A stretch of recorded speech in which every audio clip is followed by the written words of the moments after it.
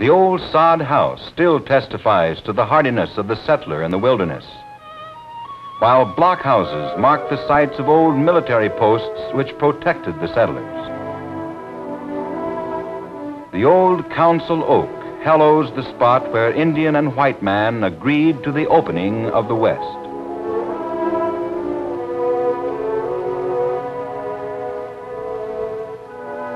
And the ancient post office oak served as the only mailbox along the Santa Fe Trail.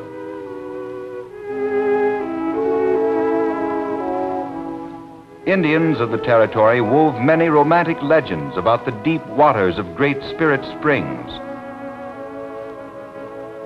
And in this humble cabin, the famous song, Home on the Range, was written. Pony Express riders slowed their dash across the plains to change horses at way stations, some of which still stand.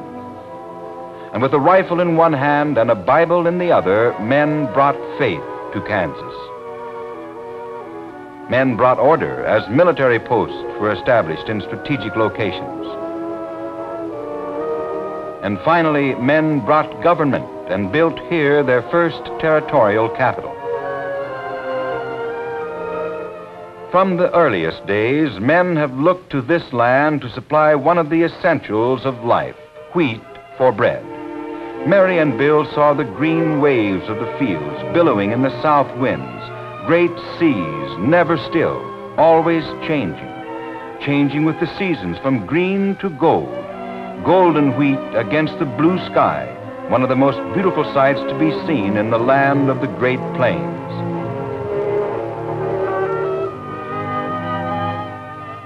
As the wheat ripens, the combines move in to start the harvest.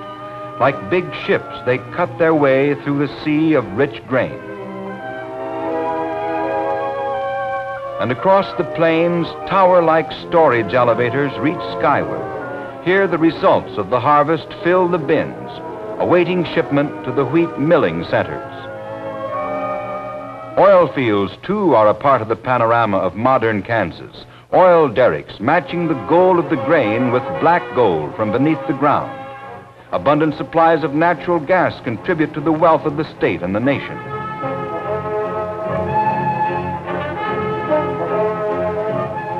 Always of interest to the visitor are the huge machines that dig coal from the earth's surface. Each bite of the monster removes tons of soil.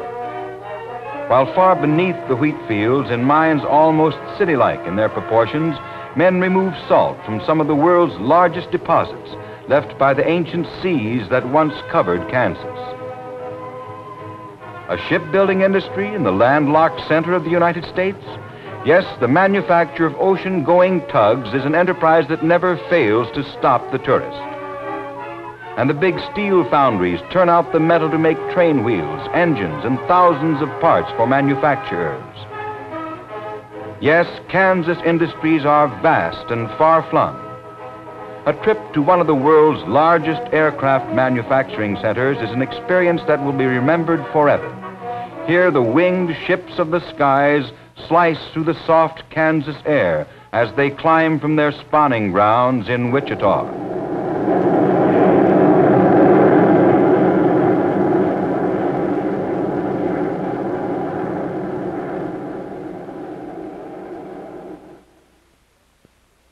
Yes, things were happening that were indeed something to write home about. And at the receiving end was an attorney with a sly understanding. But there was even more excitement to come.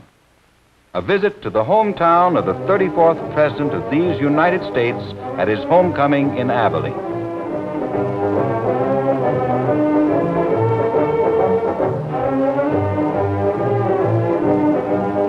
There were bands and uniforms set off by the splendor of the Eisenhower Memorial and Museum. There was the great man himself, the returning Kansan, welcomed by his own people. It was a day no one would soon forget. Almost as memorable was the spectacle of Lost Canyon. Gee, but it's beautiful out here. It sure is. But you know, I just wouldn't have believed it if I hadn't seen it with my own eyes. Yes, this was unspoiled beauty of nature at its best. rugged rock formations of fantastic shapes jutting out of the Kansas plains. There was Cobra Rock, resembling the deadly reptile of the Far East, and the Sphinx of the prairie. There was Castle Rock, upon which Bill Asher tested his climbing ability. There were the towering cliffs and the great monument rocks standing like medieval buildings of the prairies.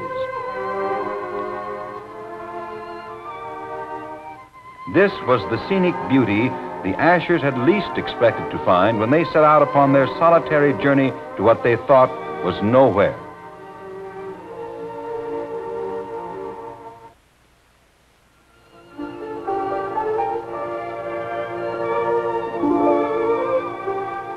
Only a few miles away was one of the many lakes that enhanced the Kansas countryside. These unusual bodies of water lend a resort air to a part of the country usually considered to be mainly agricultural in endeavor. Here, thousands of acres are put to use in recreational activity. Some scenes are reminiscent of the coastal regions of our country. There are water sports for all. For some, it's racing in fast boats.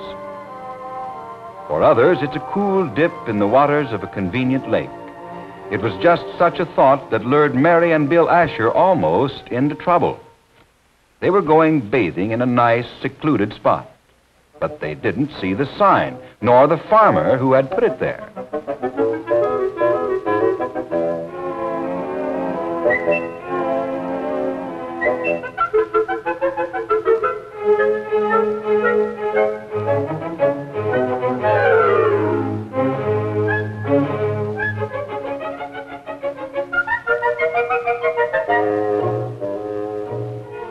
And a jolly time was had by all.